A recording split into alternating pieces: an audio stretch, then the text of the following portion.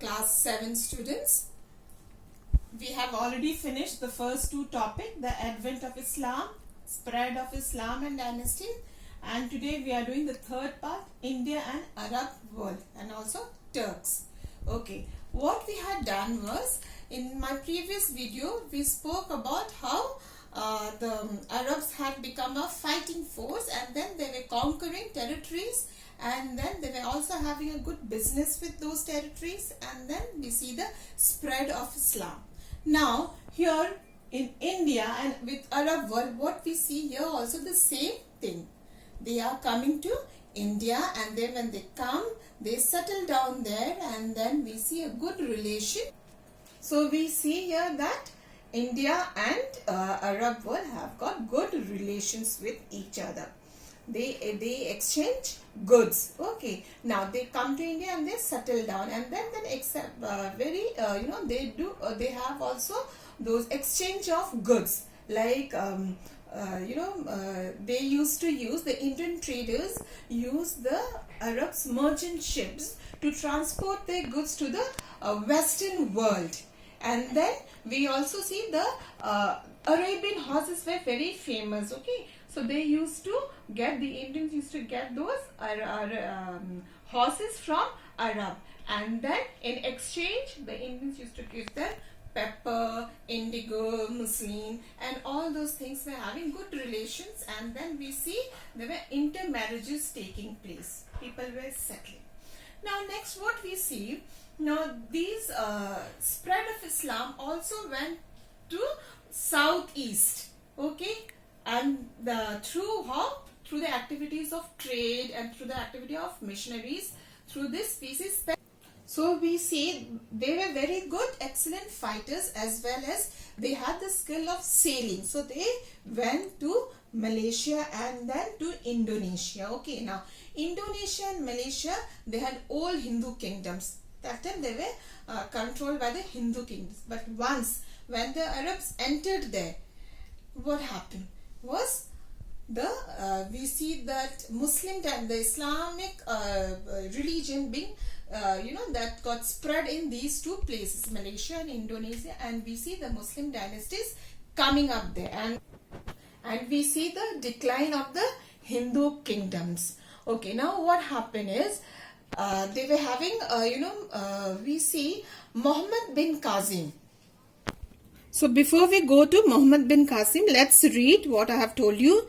The Arabs established several trade settlements on the western coast of India. Many of them intermarried and made India their home. Indian traders used Arab merchant ships to transport their goods to the western world. In exchange for Indian muslin, pepper, indigo, etc., the Arabs brought luxury items and fine Arabian horses to India. Now we see that Islam spread to Southeast Asia through Arab traders.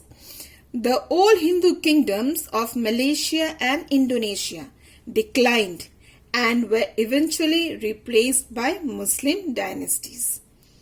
India's contacts and influence in these regions gradually waned. That means gradually faded the Hindu kingdom. So let's talk about Muhammad bin Qasim. Now, he was a very excellent person and he was very active. Okay, and he was from the Umayyad dynasty. Remember, we had an Umayyad and Abbasid dynasties. So he was from Umayyad dynasties, and at the age of 17, he was asked to go to India. Why? Because India was very much rich in resources, and so people were attracted towards it, so that they want to come. And what we see in 712 CE, we see an expedition under Muhammad bin Qasim taking place here. And how they entered, if you see the map of India. So here you see the map here. Map of India. Since that time it was in India. Now can you see the Caliphate moving, the Arabs moving through this region, through Sindh. Now, so Muhammad bin Qasim, along with his people, he enters Sindh. And then what he does that he occupies the entire province, the Sindh. Then he has been called. So what we see, he has been called back to Arab after the conquer of this place, Sindh. While he was, conquering the other places, he was called to Arab, and then we see there's a death of Muhammad bin Qasim. So once after he dies, the people there, so what we see that once he is called back and then he dies, we see the occupation of Sindh, after that, more, they could not capture more of the territories. Why? Because Rajputs were already there and they were very strong. And we see the occupation of Sindh also ends with the death of Muhammad bin Qasim. So in 712 CE, an Arab expedition under Muhammad bin Qasim defeated the ruler of Sindh and occupied the entire province. The occupation of Sindh ended with the death of Muhammad bin Qasim. Then the Arabs could not spread their influence to other parts of India. Why? The reason was the Rajputs were too strong for them. Now, according to some historians, the spirit of exclusiveness among the Indians made them reject foreign cultural influence. So what? The Indians wanted them to be isolated. Isolated means what? They don't want any other territories coming and conquering them, to rule over them. So what they didn't accept it. They rejected the foreign rules, foreign civilizations, and taking up all those things, because that was coming from Arab to India. And then we see they find themselves to be very exclusive. Okay, the Arabs that they had come to India now, and also here that the Muslim scholar Al-Biruni. What happened? He had come to India and he was quite an intelligent person, and then he goes around the whole of India and he sees to the social life of the people in India, the economic life, and the way the people were administration part. After looking at it, then what happened is that, so as we know that the Indian civilization, the people were very knowledgeable. And here what Al-Biruni says that the Indians believed, what did they believe? That no other country on earth but theirs had any knowledge of science. So they were very much intellectual, the people in India. And then what happens? Let's see, because of this, the Arab countries also had taken good qualities from India.